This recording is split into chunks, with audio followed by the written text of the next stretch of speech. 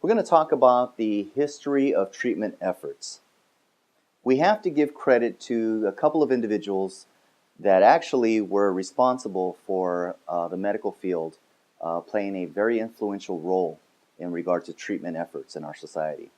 These two individuals are by the name of Dr. Benjamin Rush, who actually was our first Surgeon General, who also signed on the Declaration of Independence.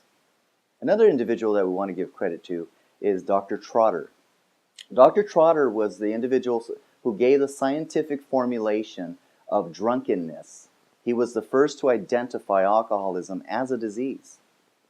In addition, Dr. Benjamin Rush also gave the first serious consideration of inebriety. And in reviewing these terms, keep in mind that we're talking about drunkenness or drunkard, inebriate or inebriety, and then of course these two terms evolved into what is known today as alcoholism.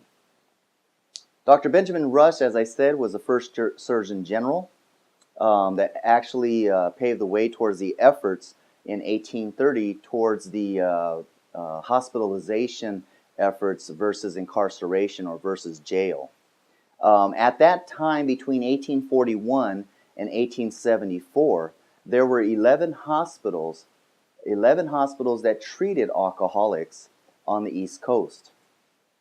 In 1848, we had a group by the name of the Washington Temperance Society, which began in Chase's Tavern in Baltimore, Maryland. It started out with 6 drinking buddies who were the original founders.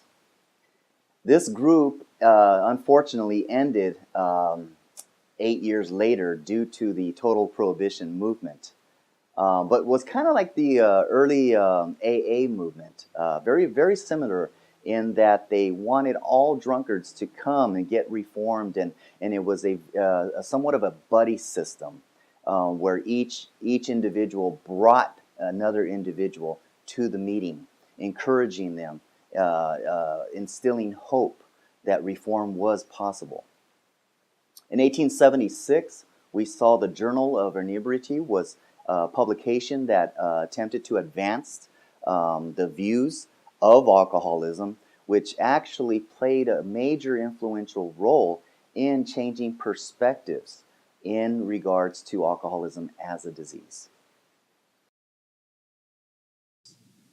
As we continue on talking about the history of treatment efforts, it's important to understand the contributions of the father of alcohol studies, Mr. E.M. Jellinek himself.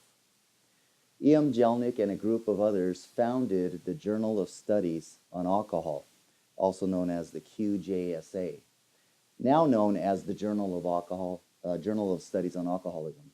It became the mouthpiece for alcohol information as well as education.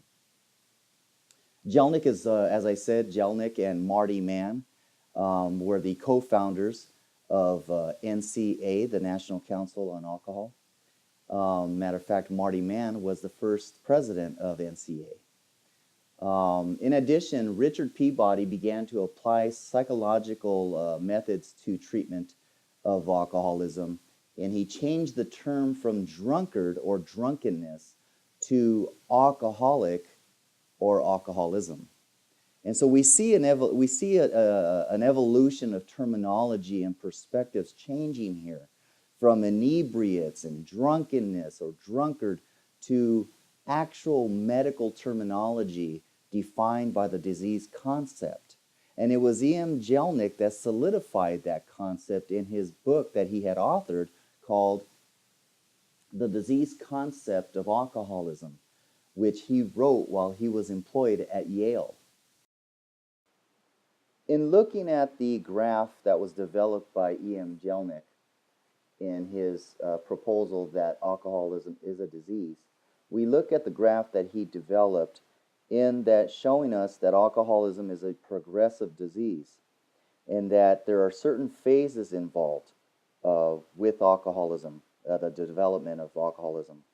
In looking that there is the pre-alcoholic stage, the crucial stage, and the chronic stage.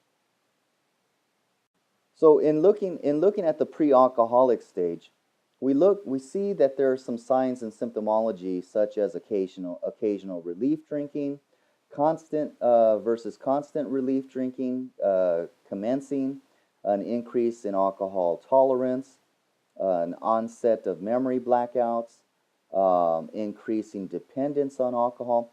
That's when we really start to see that those are the signs and symptoms within the crucial phase. Um, in addition, we see that the individual starts to develop feelings of guilt, shame, some memory blackouts are increased, drinking bolstered with excuses, grandiose and aggressive behavior, efforts to control fail repeatedly, tries geographical escapes, maybe relocating to a new city, relocating to a new state, thinking that, well, if I just get away from my town, those triggers and cues will be dissolved and it's all in my environment. In addition, when we start looking at the chronic phase, we start to see that there's moral deterioration, impaired thinking, drinking with inferiors, indefinable fears, unable to initiate action, obsession with drinking occurs. All alibis have been exhausted, a complete defeat that has been verbally admitted. In when we're talking about the progressive stages, it's really important that we also focus on the rehabilitative and recovery stages. E.M. Jelnick stated that part of recovery and rehabilitation is an honest desire for help, that the individual learns that alcoholism is an illness and disease, as well as that they're told that the addiction can be arrested, not cured. They stop taking alcohol, so there's a period of abstinence. They meet normal and happy former addicts, take stock of self, personal inventory. The right thinking begins. There's not this distorted, disillusioned thinking that's occurring daily or repeatedly. There's an onset of new hope, start of group therapy, appreciation of possibilities of a new way of life, the diminishing fears of the unknown future. They're starting to diminish and start to be reduced.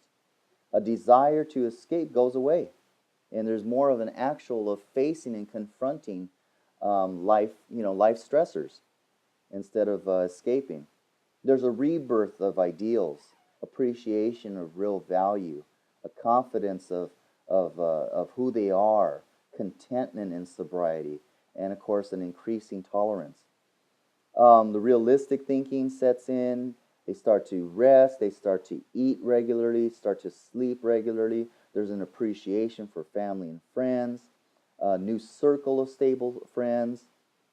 Facts are faced with courage, an increase of emotional control.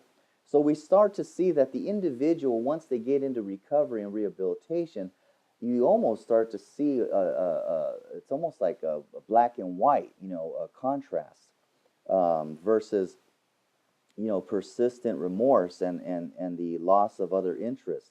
You start to see the individual go from having an amotivational affect to motivation and a newness of hope and a newness of life, that life is worth living rather than being intoxicated and escaping those raw emotions.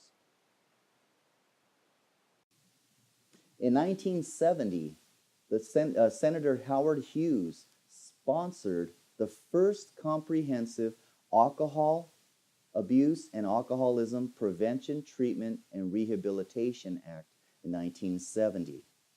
So we start to see that political figures are starting to back and starting to promote the fact that alcoholism is a disease and it is not a sin, it is not a moral failure, but that there's actual some medical research and medical terminology within defining the disease concept. In 1971, the Uniform Alcoholism and Intoxication Treatment Act dealt with public intoxication, where mandated treatment was promoted versus incarceration. Very much so what we've seen in recent years within Prop 36 and some of the PC 1210 programs.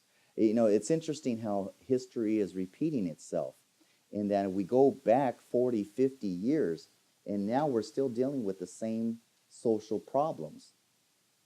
And I think it's important that we understand the disease concept so that we can continue educating the public and educating the criminal justice system, educating the medical profession, because, you know, again, it's all perspective. You know, it's all perspective, and it's important that we educate them that alcoholism is a disease. And it's been solidified by many medical practitioners, as well as in authors and educators such as E.M. Jelnick.